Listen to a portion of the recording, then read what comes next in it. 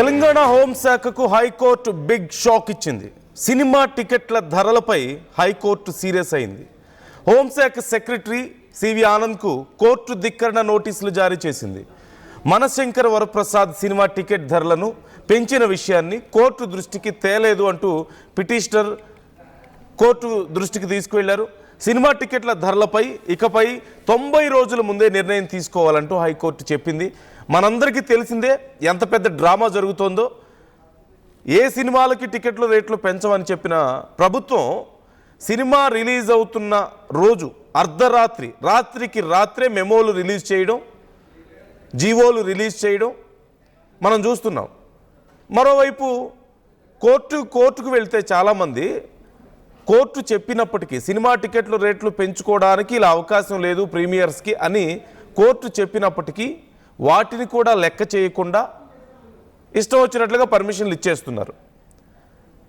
ఇవన్నీ ఒక ఎత్తు అయితే రాత్రికి రాత్రి మెమోలు రావడం, అసలు నాకు తెలియదు అంటూ మంత్రి గారు చెప్పడం, మంత్రి గారు అలా ఇలాంటి చేసిన వాళ్ళకి దేవుడే చూసుకుంటాడని చెప్పి మాట్లాడడం, నాకు కూడా తెలియదని మంత్రి గారు కూడా చెప్పడం, అంటే సినిమాటోగ్రఫీ మంత్రికి కూడా తెలియకుండా ఆ శాఖలో ఏం జరుగుతుంది అనేది ఇక్కడ అతిపెద్ద ప్రశ్న వస్తుంది.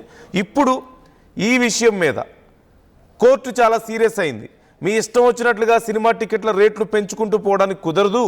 పెంచిన విషయాన్ని అసలు కోర్టు వద్దన్న తర్వాత కోర్టుకు చెప్పాలి కదా, మీరు పెంచితే ఎందుకు పెంచాల్సి వచ్చింది, వ్యాలిడ్ రీజన్ ఉంది అందుకే పెంచామని కోర్టుకు మీరు చెప్పాలి కదా అని కోర్టు అడిగింది. ఇప్పుడు హోంశాఖకి హైకోర్టు నోటీసులు జారీ చేసింది. ఈ విషయంలో సమాధానం చెప్పాలి అంటూ అడిగింది. మరోవైపు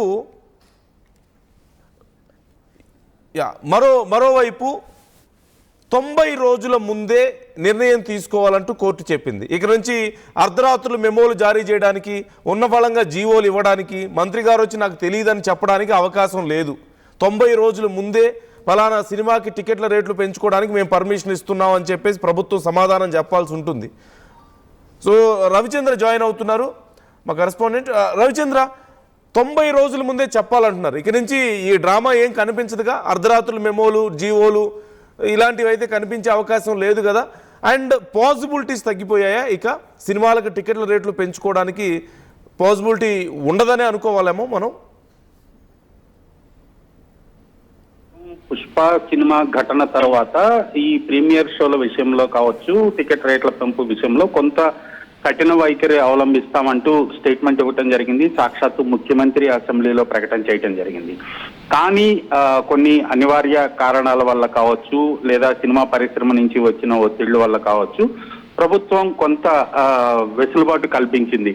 అలాగే తెలంగాణ నేపథ్యం ఉన్న సినిమాలు కావచ్చు, లేదా జాతీయ సమగ్రతను ప్రతిబింబించే చిత్రాలు కావచ్చు, ఏదైనా పీరియడ్ మూవీస్ కావచ్చు, ఇలాంటి వాటికి టికెట్ రేట్ల పెంపు విషయంలో సానుకూలంగా స్పందిస్తామంటూ కూడా ఒక ప్రకటన ప్రభుత్వం నుంచి రావడం జరిగింది. ఆ ప్రకారంగానే అప్పట్లో టికెట్ రేట్లు పెంచారు. ఆ తర్వాత ప్రతి సినిమాకి కూడా సాధారణం అయిపోయింది. దీనిపై టికెట్ రేట్ల పెంపు విషయంపై పలువురు కోర్టును ఆశ్రయించారు. ప్రతి సినిమాకి ఇది ఒక ప్రహసనం లాగా జరుగుతూనే ఉంది. ప్రతి సినిమా విషయంలో కూడా కోర్టు నుంచి ఉత్తర్వులు వస్తూనే ఉన్నాయి. కింది కోర్టులో సింగిల్ జడ్జి బెంచ్ ఇచ్చిన ఉత్తర్వుల్ని హైకోర్టులో డివిజన్ బెంచ్ ఎవరైతే దాన్ని సమర్థించారు, అలాగే వ్యతిరేకించారు. ఇలా రకరకాల పరిణామాలు జరుగుతున్నాయి.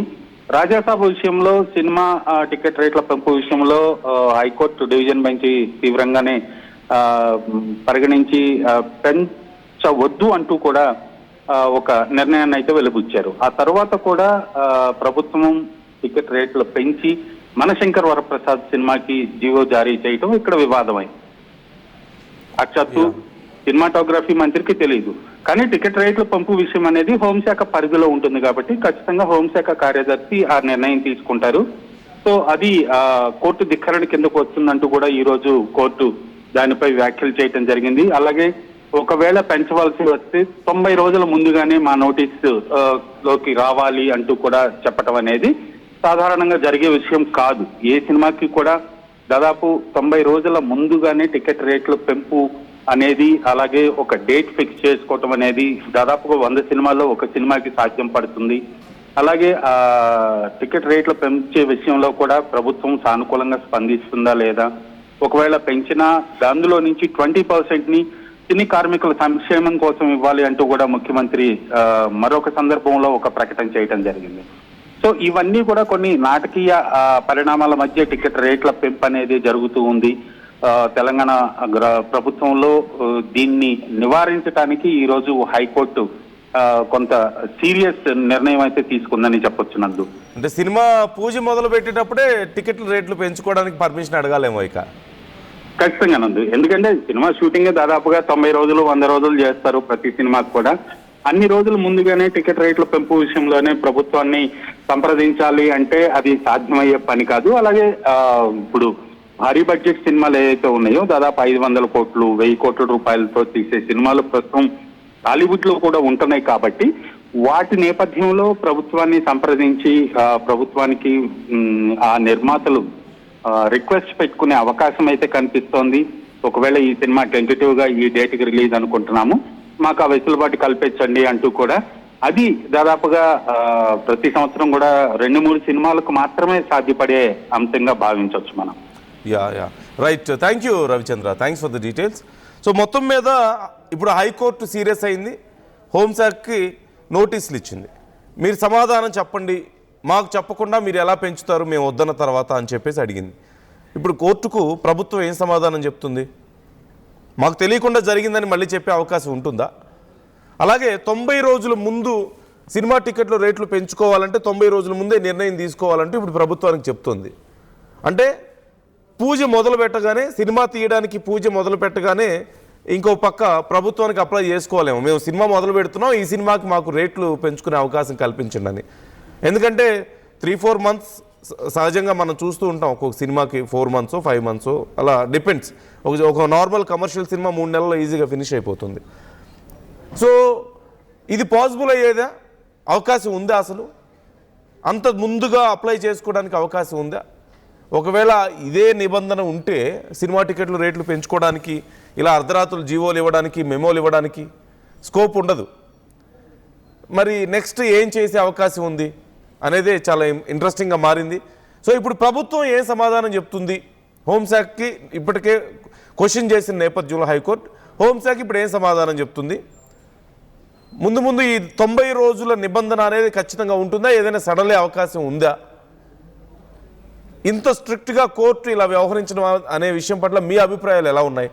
ఇది సినిమా ఇండస్ట్రీలో చాలామందికి కొంచెం కష్టం అవుతుందేమో, చాలామంది పెద్ద హీరోలకి, పెద్ద ప్రొడ్యూసర్లకి ఇది చాలా ఇబ్బందికర పరిణామం అయి ఉండొచ్చేమో.